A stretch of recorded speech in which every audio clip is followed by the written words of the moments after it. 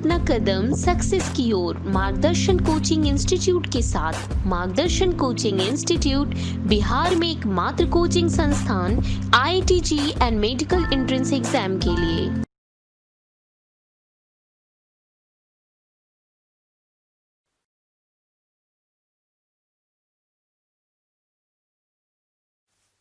अब है nervous system. तो जानो, फ्रॉग में हो या दूसरे वर्टिब्रेट में भी हो, नर्वस सिस्टम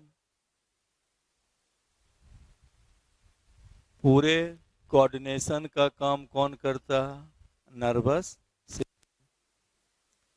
तो यह नर्वस सिस्टम को तीन प्रकार के होते हैं। सेंट्रल नर्वस सिस्टम, दूसरा पेरिफेरल नर्वस सिस्टम, और तीसरा ऑटोनॉमिक नर्वस सिस्टम। यह ऑटोनॉमिक नर्वस सिस्टम शरीर के इनवॉलेंट्री एक्टिविटी, इनवॉलेंट्री जिस पर हमारा कंट्रोल नहीं, जैसे हार्ट का फैलना, लंग्स की एक्टिविटी, ये सभी क्या हुआ? इनवॉलेंट्री एक्टिविटी, जो किसके द्वारा कंट्रोल होती हैं? ऑटोनॉमिक नर्वस सिस्टम के द्वारा। ये दो प्रकार की होती हैं। एक को सिम्पैथेटिक नर्वस सिस्टम कहते हैं और दूसरे को पैरा सिम्पैथेटिक नर्वस सिस्टम कहते हैं। ऑटोनॉमिक नर्वस सिस्टम को शॉर्ट में क्या लिखते हो? ANS, right. अब नेक्स्ट है पेरीफेरल नर्वस सिस्टम, जिसको हम PNS कहते हैं। पेरीफेरल नर्वस सिस्टम ब्रेन से निकलने वाला नर्व और स्पाइनल कॉर्ड से निकलने वाले नर्व का बना होता। किसका किसका बना हुआ? नर्व ऑफ ब्रेन और दूसरा नर्व ऑफ स्पाइनल कॉर्ड। तो ब्रेन, नर्व ऑफ ब्रेन को क्या कहते हो? बोलो। Cranial nerve. और स्पाइनल कॉर्ड के नर्व को क्या कहिएगा? Spinal nerve. तो फ्रॉग में पढ़ा चुके हैं कितना पेयर क्रेनियल नर्व होता है? 10 पेयर, 10 पेयर। और स्पाइनल कॉर्ड में जो स्पाइनल नर्व है वह भी फ्रॉग में कितना है? 10 पेयर। इस तरह से 20 पेयर क्रेनियल नर्व मिल करके पेरीफेरल नर्वस सिस्टम को, पेरीफेरल नर्वस सिस्टम को कंस्टिट्यूट करता है। अब है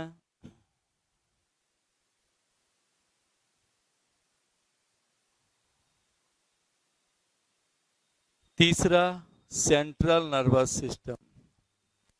मेन कंट्रोलिंग सिस्टम वो कौन है? Central nervous system.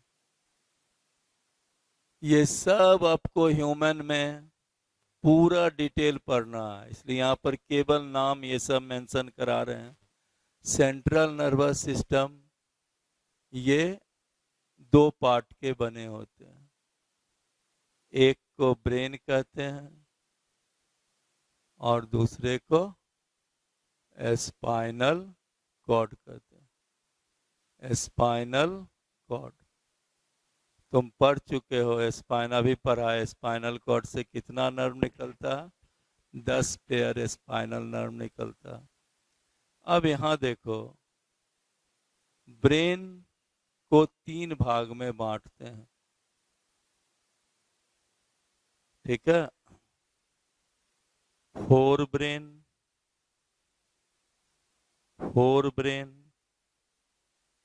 Mid brain, और तीसरा हाइंड ब्रेन।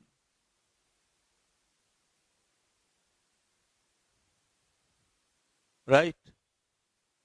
इस फोर ब्रेन में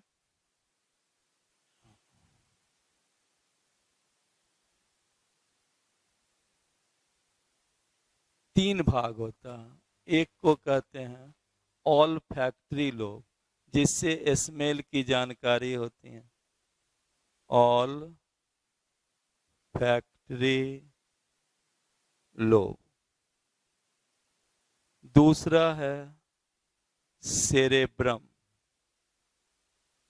यही सेरेब्रम 2 सेरेब्रल हेमीस्फीयर का बना होता, जो इंटेलिजेंस है, मेमोरी है, थॉट है, ये सब के लिए रिस्पॉन्सिबल कौन है? सेरेब्रम। ह्यूमन सबसे ज़्यादा डेवलप हो सका, इसका कारण क्या है? जो भी एनिमल है वो सब में सबसे ज़्यादा बड़ा सेरेब्रल की सेरेब्रम किस में है? ह्यूमन में। तो ऑल्फैक्टरी लोब हो गया, सेरेब्रम हो गए, और तीसरा जो स्ट्रक्चर्स है वह है डायंसिफ्लान। डायंसिफ्लान। इस तरह से फोर ब्रेन में ऑल्फैक्टरी लोब, सेरेब्रम और डायंसिफ्लान मिलता। मिड ब्रेन में ऑप्टिक लोब पाया जाता है, और हाइंड ब्रेन यह 2 पार्ट का बना होता है। एक को सेरेबलम कहते हैं, सेरेबलम, और दूसरे को मेडुला ऑब्लंगाटा। फिर से बोलें, अब ये सब को आपको इसकी जानने की यहाँ जरूरत नहीं है। एनसीईआरटी में भी यही मेंशन केवल किया हुआ है नाम। ये सब आपको ह्यूमन फिजियोलॉजी में पूरा पढ़ना है। इस तरह से हाइंड ब्रेन, मेडुला ऑब्लंगाटा समझे। तो ब्रेन कितने हो गए? 4 brain, mid brain, hind brain. 4 brain में olfactory lobe, cerebrum, diencephalon. Cerebrum 2 part का बना होता है, 2 सेरेब्रल हेमीस्फीयर का। मिड ब्रेन में केवल ऑप्टिक लोब है, और हाइंड ब्रेन में सेरेब्रम और मेडुला ऑब्लंगाटा। ये ब्रेन बोलो हम लोग के कहाँ रहता है? ब्रेन बॉक्स में, जिसको क्या कहते हो? क्रेनियम। यहाँ लिख दें क्रेनियम या ब्रेन बॉक्स। अब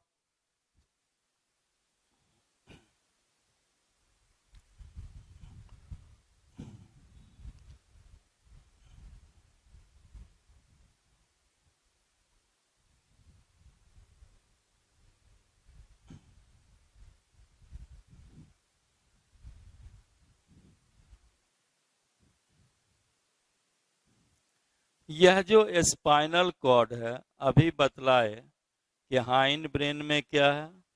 सेरेबलम और मेडुला ऑब्लंगाटा।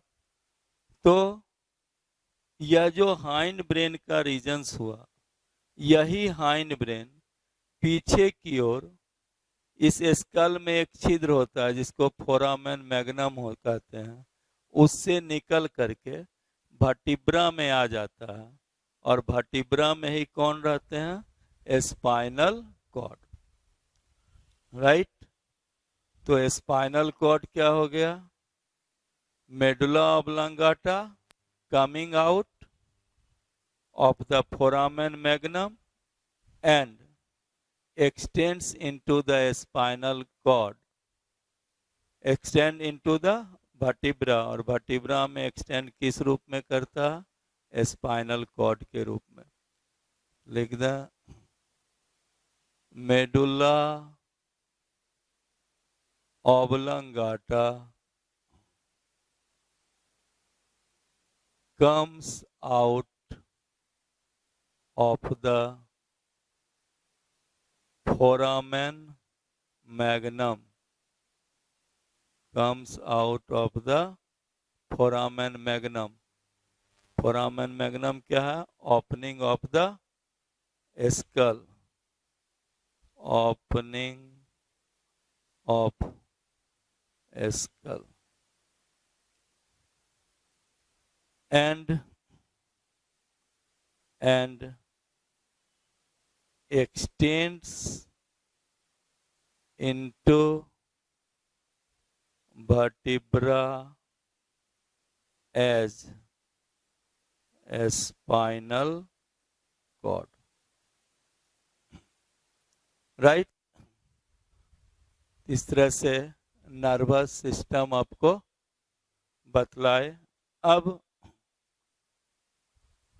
नर्वस सिस्टम के बाद एंडोक्राइन सिस्टम भी दिया हुआ है।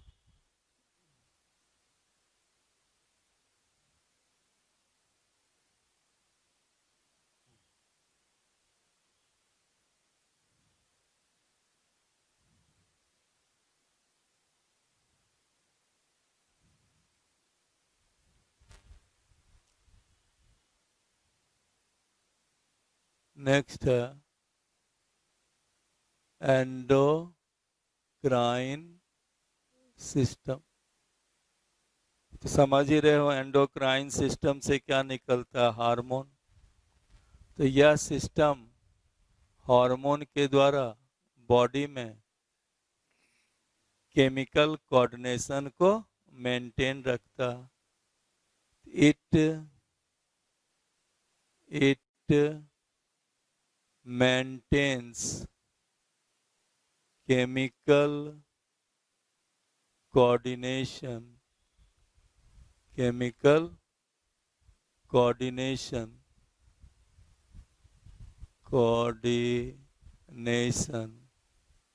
through hormone, right. इसमें कौन कौन ग्लैंड है? हमको लगता है तुम लोग को सब ग्लैंड याद भी होगा, नाम तो जरूर जानते होगे। Pituitary gland, right. ये सबसे क्या रिलीज होता है? Hormone. Thyropineal body,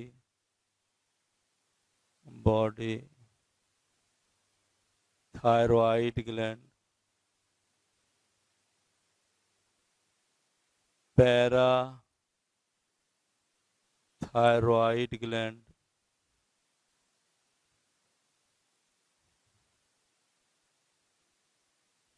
thymus gland, pancreas.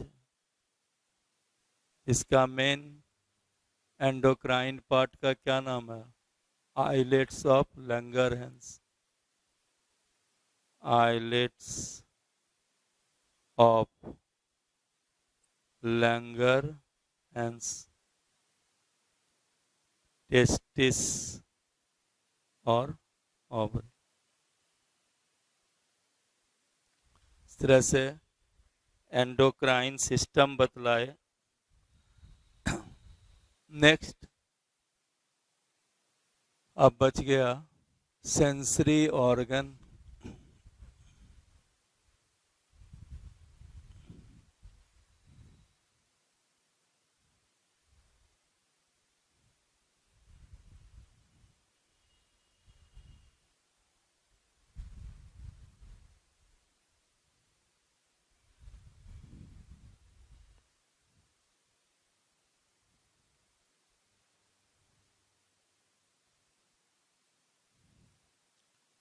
तो नेक्स्ट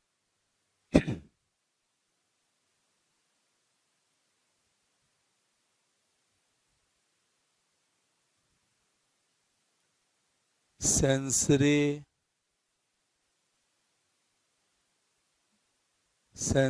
ऑर्गन्स। तो फ्रॉग में सेंसरी ऑर्गन्स के रूप में कई स्ट्रक्चर्स हैं, जैसे टैंगो रिसेप्टर। टैंगो रिसेप्टर कहते हैं responsible for touch, touch receptor,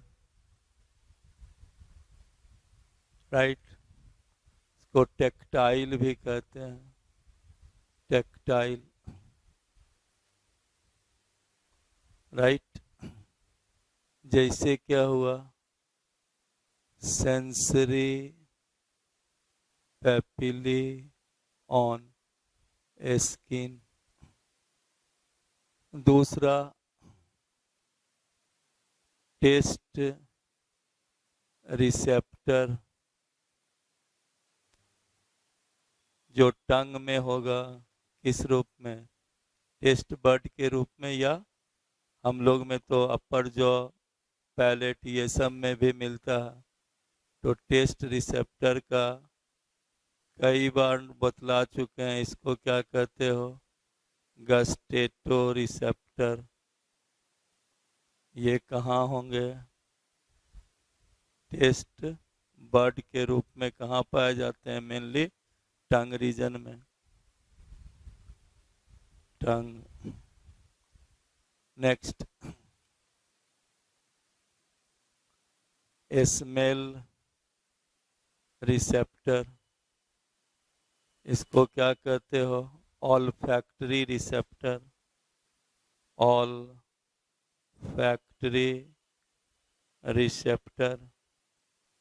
ये कहाँ होंगे, नेजल कैविटी में, एज नेजल एपिथेलियम इन नेजल कैविटी। चौथा आई, आपको पढ़ा दिए हैं जस्ट एक्सटर्नल फीचर्स में ही। आई को क्या कहते हो, फोटो रिसेप्टर। और ईयर, ईयर इसको क्या कहते हैं, फोनो रिसेप्टर। आई लाइट को रिसीव करता है, इसीलिए उसको फोटो रिसेप्टर। और ईयर साउंड को रिसीव करते हैं, इसलिए इसको हम इसको फोनो रिसेप्टर भी कहते हैं, राइट। अब एनसीईआरटी में दिया है कि केवल आई और ईयर ही जो है वेल ऑर्गेनाइज्ड सेंसरी ऑर्गन है। ये सभी जो हैं एग्रीगेशन ऑफ द सेल्स है, ये सभी सेल्स की एग्रीगेशन है, यानी ग्रुप है ओवर द नर्व एंडिंग, यानी नर्व के ऊपर ये सभी केवल सेल के एग्रीगेशन है। ऑर्गेनाइज्ड फीचर कौन है, आई एंड ईयर। तो नोट करके लिखा दें,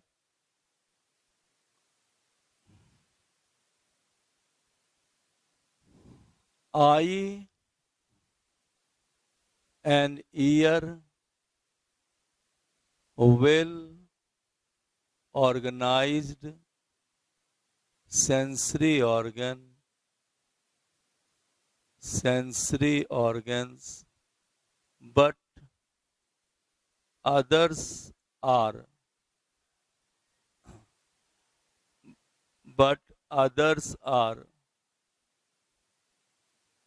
only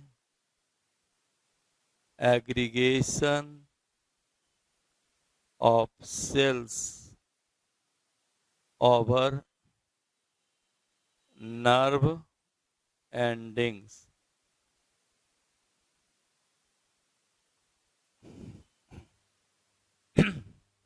केवल आई और ईयर ही जो है वेल ऑर्गेनाइज सेंसरी ऑर्गन्स है, और दूसरा जो है only aggregation of cells, sorry, over nerve endings. समझ गए?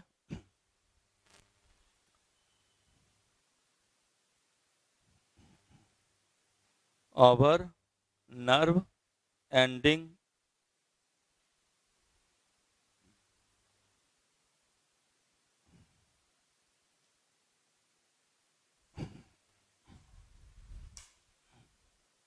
अब आई के विषय में तो हम आपको बतला ही दिए हैं, और ईयर फ्रॉग में बाहर की ओर क्या है, टिम्पेनम के द्वारा बाउंडेड होता है। फ्रॉग में ईयर केवल मिडिल और इंटरनल ईयर के बने होते हैं। और ईयर का काम क्या है? हम लोग ईयर के विषय में सोचते हैं कि इसका मेन काम क्या है, हियरिंग, लेकिन रियल में ईयर किसके लिए रिस्पॉन्सिबल होते हैं? बैलेंसिंग के लिए। तो ईयर लिखना, फंक्शन ऑफ ईयर क्या है? बैलेंसिंग। इसलिए हम पहले लिख दिए आपको बैलेंसिंग, और दूसरा हियरिंग। बैलेंसिंग यानी इक्विलिब्रियम, इक्विलिब्रियम। बॉडी में बैलेंसिंग के लिए कौन रिस्पॉन्सिबल है? ईयर, और साथ ही साथ हियरिंग। अब समझ गए होंगे कि अब इसका लास्ट टॉपिक क्या होगा? Reproductive system.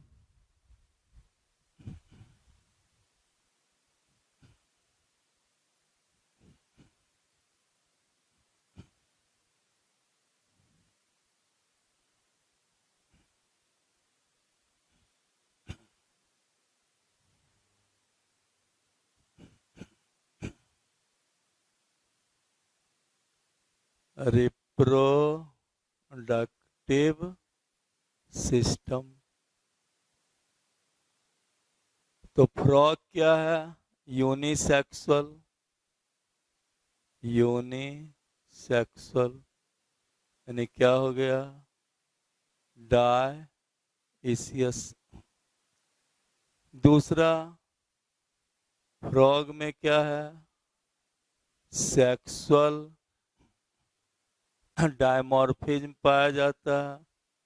बहुत बार समझाए, sexual dimorphism means male and female can be distinguished by external feature.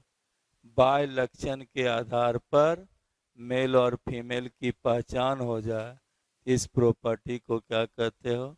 Sexual dimorphism. जैसे कॉकरोच में भी था, यहाँ भी देखो, अभी जस्ट पढ़ाए हैं। मेल फ्रॉग में क्या है? ब्रीडिंग सीजन में कॉपुलेटरी पैड बनता है, राइट? तो लिख दें, male frog copulatory pad on first digit of fore limb. एक दूसरा, जो अभी बरसात के दिन में मेढक की जो क्रॉकिंग की आवाज आती है, वो रियली कौन कर रहा है? Male frog. जिसमें क्या पाया जाता है? Vocal sac, vocal sac in male frog, जिसके कारण मेढक में टटराहट होती हैं। तो मेढक की टटराहट को क्या कहते हो? क्रॉकिंग। तीसरा, जो मेल फ्रॉग हैं, मेल फ्रॉग स्मॉलर होते हैं, राइट। इस तरह से समझाए कि फ्रॉग में सेक्सुअल डायमॉर्फिज्म भी पाया जाता है।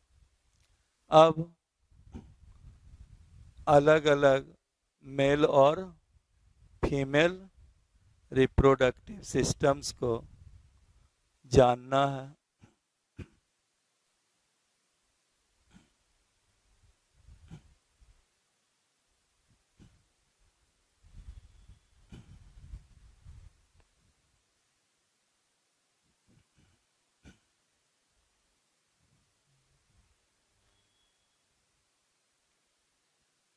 अब लिखना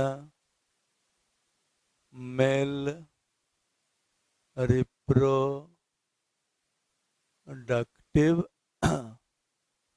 सिस्टम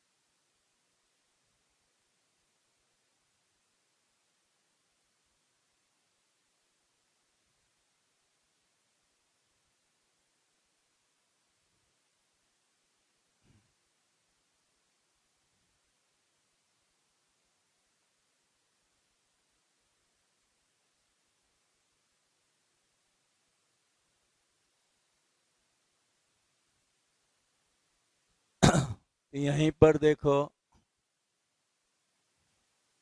ये reproductive system of the male frog हो गया।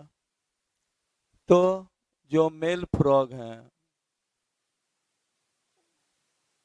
मेल रिप्रोडक्टिव सिस्टम, उसमें भी क्या होंगे बोलिए? Main testis. तो ये क्या हो गया? टेस्टिस। तो पहला क्या हो गए बोलिए? टेस्टिस। टेस्टिस की संख्या कितनी होंगी? दो, एक इस किडनी पर और एक दूसरे किडनी पर। अब दोनों में नहीं बना है, एक ही में बना रहे हैं। तो टेस्टिस क्या हो गया? Two, each on each in one, each in one kidney, right. अब ये देखो, किडनी जो है से testis double fold of peritoneum से अटैच रहता है। यानी टेस्टिस को ऐसे खींचिएगा तो नहीं खिंचाएगा, खींचिएगा तो किडनी भी क्या होगा? उसका भी पार्ट टूट के अलग हो जाएगा।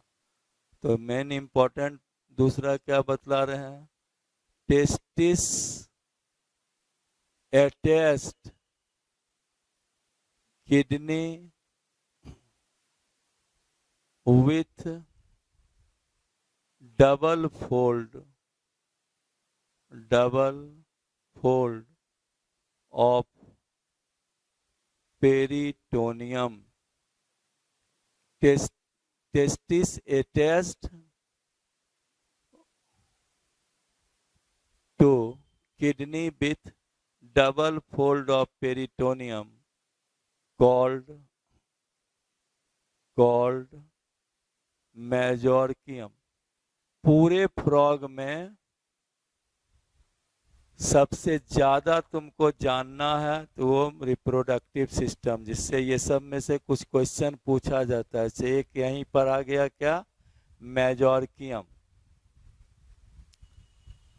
ठीक है, तो किडनी से testis double fold membranous structure से बाउंडेड होते हैं, जिसका नाम क्या है, मेजोर्कियम।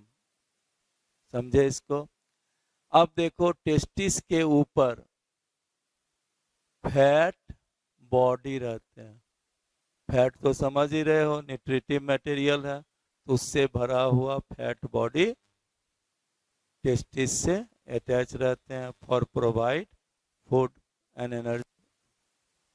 अब नेक्स्ट दूसरा देखो, टेस्टिस 10 से 12 छोटे छोटे डक्ट के द्वारा किडनी में खुलते हैं।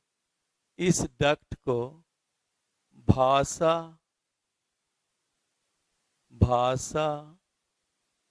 इफेरेंसिया कहते हैं।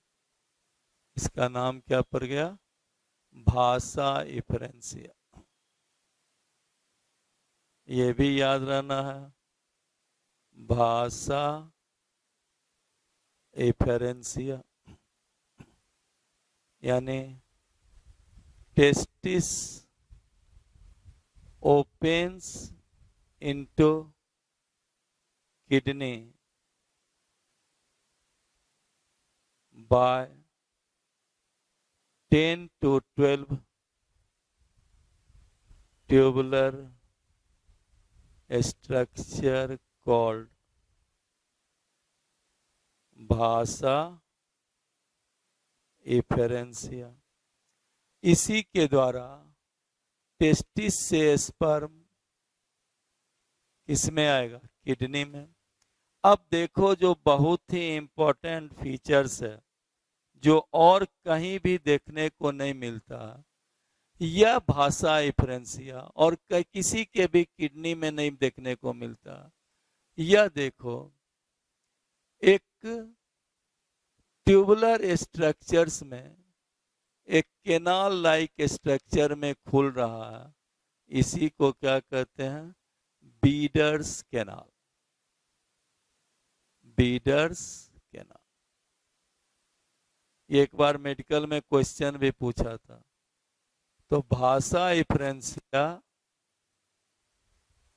किडनी के किसमें खुलते हैं, बीडर्स कैनाल में। तो नेक्स्ट लिख लें, भाषा, नेक्स्ट लिख रहे हैं बीडर्स कैनाल।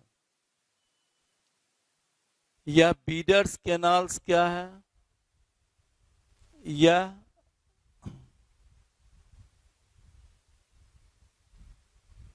यह कैनाल में कौन खुल रहा है, भाषा इफेरेंसिया। तो लिख दें, भाषा इफेरेंसिया opens into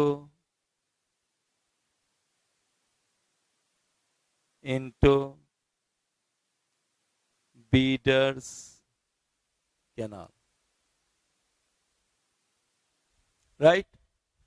तो स्पर्म जो आएगा टेस्टिस से, वो बोलो किस में आएगा, बीडर्स कैनाल। और ये सब जो देख रहे हो, ये क्या है, ट्रांसवर्स कैनाल। तो बीडर्स कैनाल ट्रांसवर्स कैनाल के द्वारा किससे मिल जाते हैं, लॉन्गिट्यूडनल कैनाल के से, राइट। अब तुम ही सोचो कि किडनी से क्या रिलीज हो रहा है, यूरिन, और चूके या बीडर कैनाल्स भी किसमें खुल रहा है बोलो, अल्टीमेटली ये लॉन्गिट्यूडनल कैनाल में, और लॉन्गिट्यूडनल कैनाल किसमें खुल रहे हैं, यूरेटर में। तो बोलो स्पर्म क्या होगा, यूरेटर में भी आएंगे। और यही कारण है कि मेल फ्रॉग में यूरेटर को यूरनोजेनाइटल डक्ट कहते हैं। फिर से समझो, टेस्टिस, टेस्टिस से 10 से 12 क्या निकला, भाषा इफ्रेंसिया। भाषा इफ्रेंसिया किसमें खुला, बीडर्स कैनाल में। बीडर्स कैनाल किसमें खुला, लॉन्गिट्यूडनल कैनाल्स में, और ये किसमें खुल गए, यूरेटर में। तो सीधे तो लिख दें, भाषा efferentia opens into Bidder's canal, right. और दैट क्या करेगा, कैरीज स्पर्म,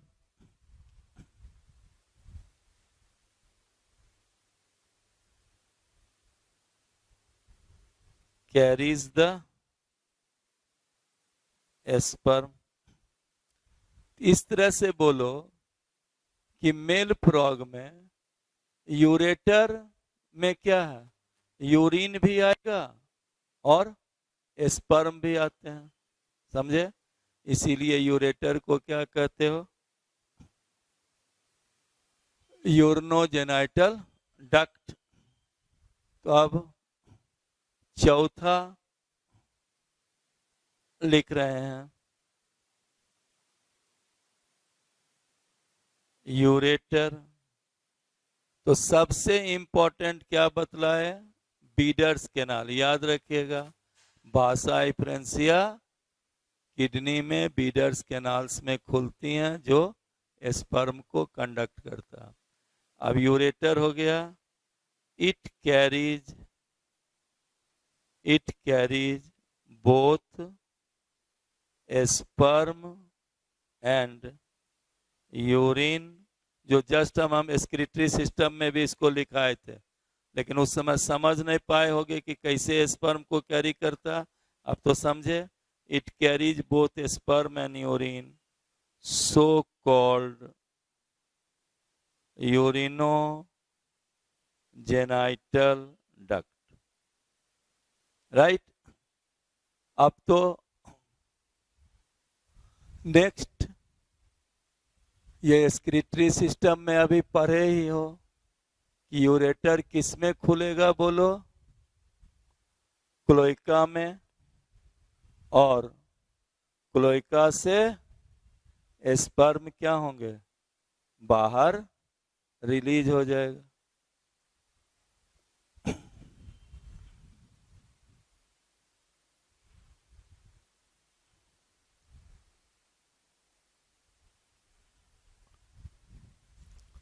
यूरेटर, नेक्स्ट क्या हो गया बोलिए, क्लोइका।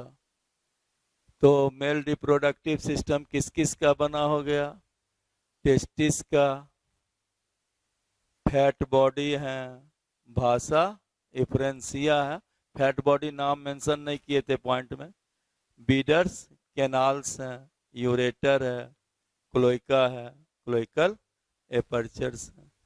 कई बार बोले क्लोइकल एपर्चर को क्यों कहते हैं क्लोइकल एपर्चर, चूंकि फीकल मटेरियल भी देखो, स्पर्म भी और यूरिन तीनों इससे पास हो रहा।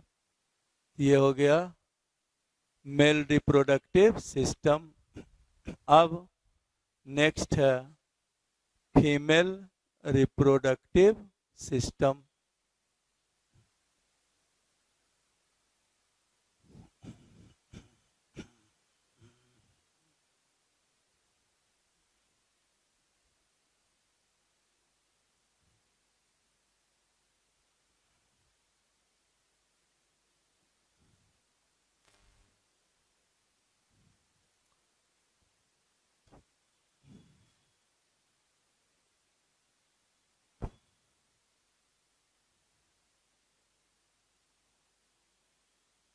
फीमेल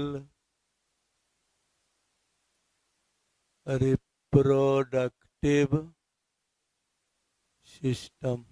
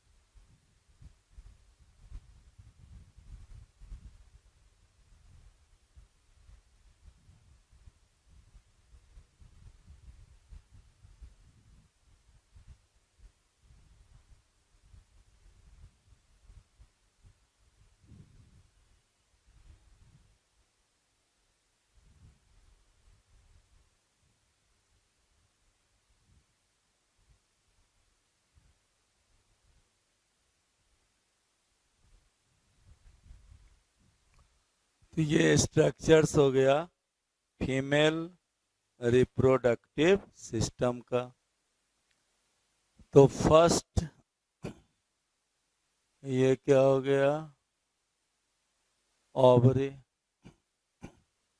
ये स्ट्रक्चर ये क्या है, ओवरी। ओवरी क्या है, लोकेटेड नियर द किडनी। कितना ओवरी होगा, दो। दो। दूसरा लोकेटेड नियर द किडनी, एक। अब देखो, अभी पढ़ाए थे कि मेल फ्रॉग में टेस्टिस किडनी से डबल फोल्ड ऑफ पेरिटोनियम से जुटा रहता है, जिसको मेजोर्कियम कहते हैं। लेकिन there is no anatomical association. Frog में, फीमेल फ्रॉग में ओवरी के साथ किडनी का कोई एनाटॉमिकल एसोसिएशन या फिजियोलॉजिकल एसोसिएशन नहीं होता, राइट। तो नेक्स्ट लिख दें, no anatomical and ovary has no anatomical and physiological and physiological association with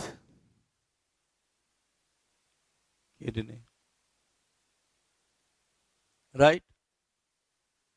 जब ब्रीडिंग सीजन होता है तो ओवरी ज़्यादा इनलार्ज हो जाती हैं और इसमें ये ब्लैक पिगमेंटेड कलर के बहुत सारे ओवा दिखाई पड़ते हैं।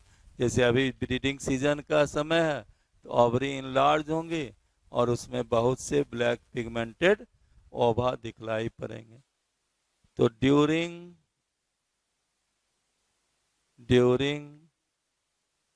Breeding season ovary enlarged with many pigmented ova। हो गया। अब देखो यहां से ओवा रिलीज होगा और डायरेक्ट इस ओवरी से ओविडक्ट नहीं लगा हुआ है, दोनों साइड में। तो ओवरी की संख्या कितना बतला रहे थे? 2। और अभी तक तुम जितने जगह पढ़े वहां पर क्या देखते थे? ओवरी से डायरेक्ट डक्ट निकला, जिसको क्या कहते हो? ओविडक्ट। लेकिन फ्रॉग में ओवरी से डक्ट नहीं निकलता है, राइट। तो अब यहां पर देखो, किडनी के अगल बगल अपर सरफेस पर यहां देखो एक फनेल जैसी रचना पाई जाती हैं, जिस फनेल जैसी रचना को ओविड्यूकल फनेल कहते हैं, राइट। तो इस ओवरी से जो स्पर्म रिलीज होगा, राइट, सॉरी, जो ओवम रिलीज होंगे वो क्या है? उसको ओविड्यूकल फनेल टेकअप कर लेगा, राइट।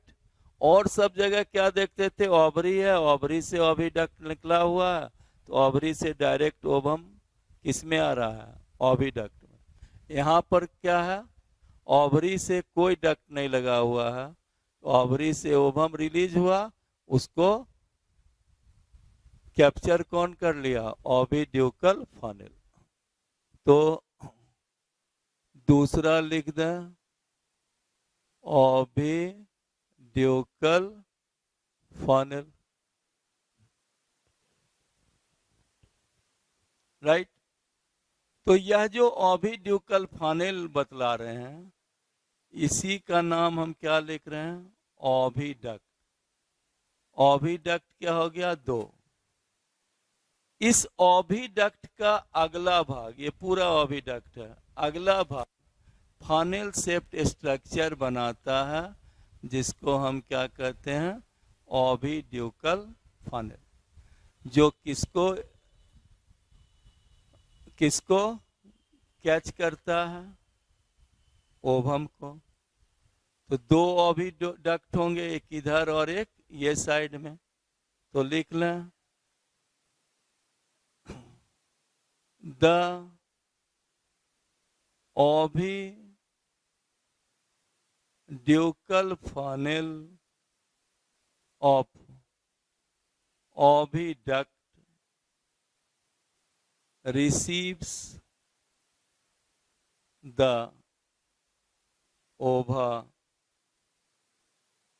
released from ovary। समझे? ओविडक्ट। अब देखो, ओविडक्ट पीछे की ओर आने पर सैक लाइक स्ट्रक्चर बना लेता है, जिसको क्या कहते हैं? ओविसैक। यानी यहां पर आकर के ओवम क्या होगा? स्टोर हो जाएंगे। Posteriorly it dilates dilates to form ovisac.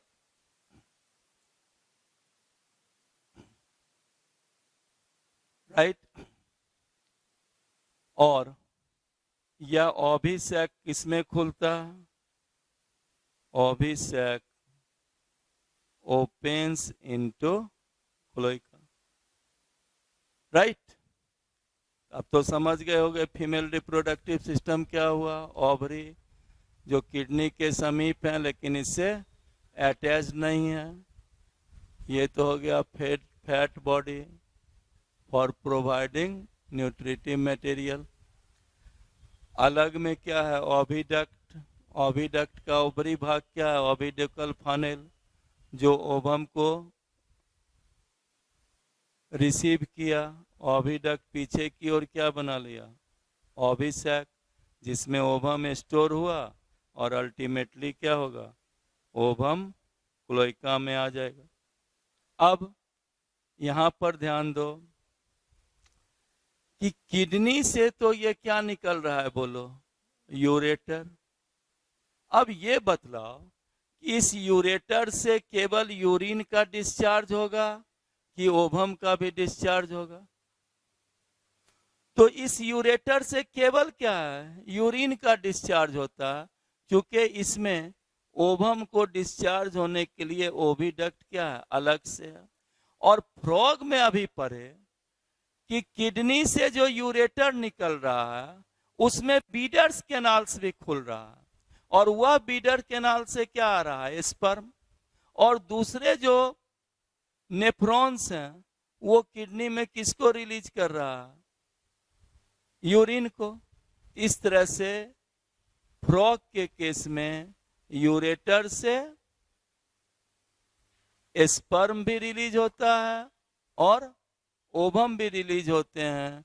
इसलिए मेल फ्रॉग के केस में यूरेटर को यूरनोजेनाइटल डक्ट कहते हैं, लेकिन फीमेल फ्रॉग में ureter only releases urine, only releases urine.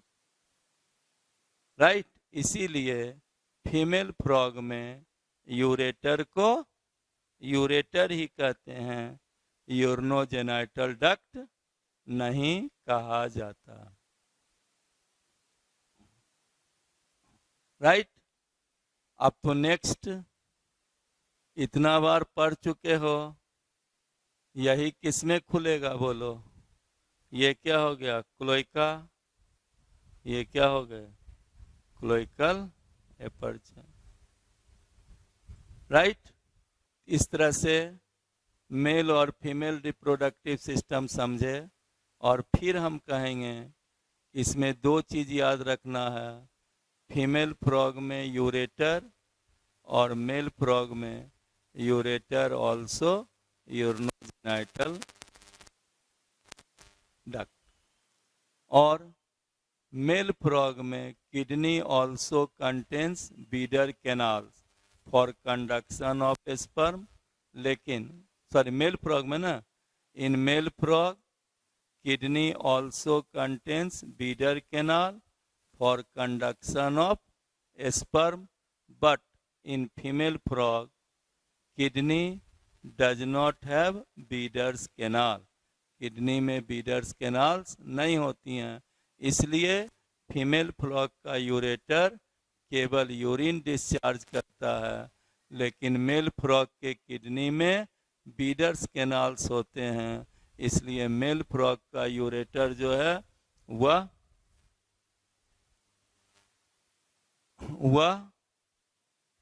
Urine के साथ साथ स्पर्म भी डिस्चार्ज करता है, और इसीलिए इसको हम यूरिनोजेनाइटल डक्ट भी कहते हैं। मेल फ्रॉग में यूरेटर को यूरिनोजेनाइटल डक्ट भी कहा जाता है।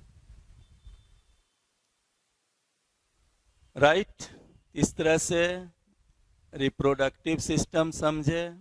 अब रिप्रोडक्टिव सिस्टम के बाद तो समझ गए होगे। अब नेक्स्ट क्या होगा? फर्टिलाइजेशन। ठीक है, तो फ्रॉग में मेटिंग होगा। मेटिंग में कॉपुलेटरी पैड मदद करता है, राइट, जिसके कारण मेल स्पर्म को डिस्चार्ज करेगा, फीमेल जो हैं ओवम को डिस्चार्ज करती हैं। तो मेटिंग,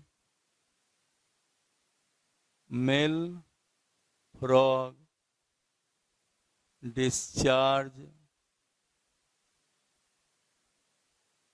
स्पर्म,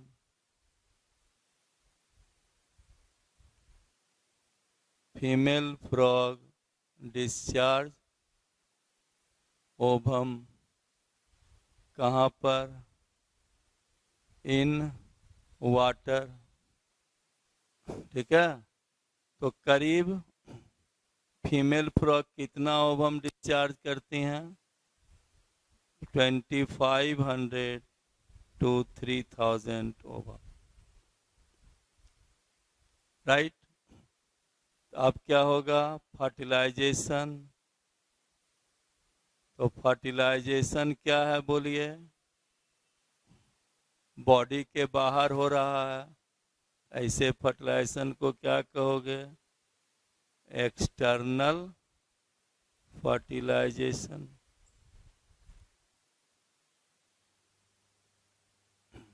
राइट।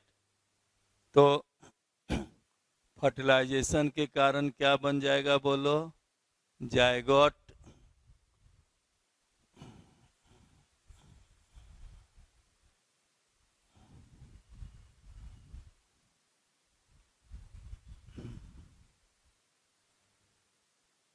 तो नेक्स्ट फर्टिलाइजेशन,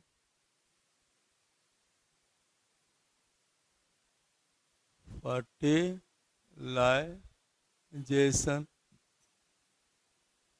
जायगोट। जायगोट से क्या बनता है बोलो? लार्वा। इस फ्रॉग के लार्वा को क्या कहते हो? Tadpole larva. यह टेडपोल लार्वा में रिस्पिरेशन किसके द्वारा होती हैं? गिल्स के द्वारा। Respiration, respiration by gills, respiration by gills, right. दूसरा देखो, टेडपोल लार्वा हर्बीवोर्स है, हर्बीवोर्स है।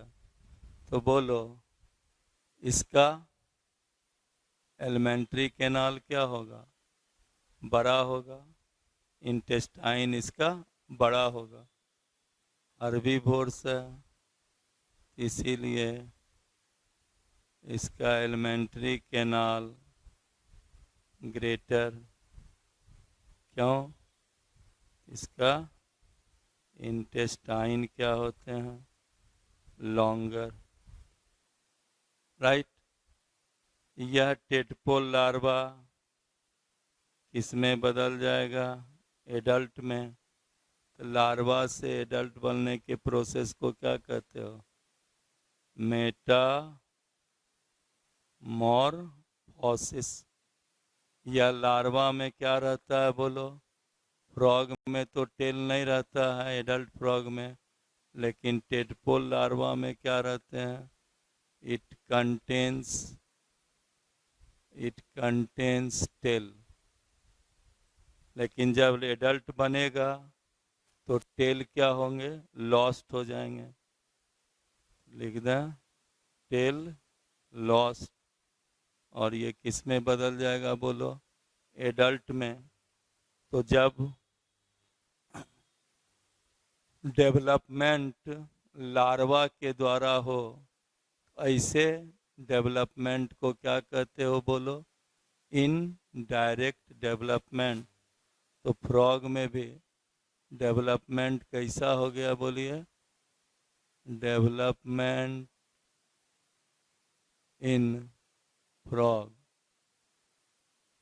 कैसा?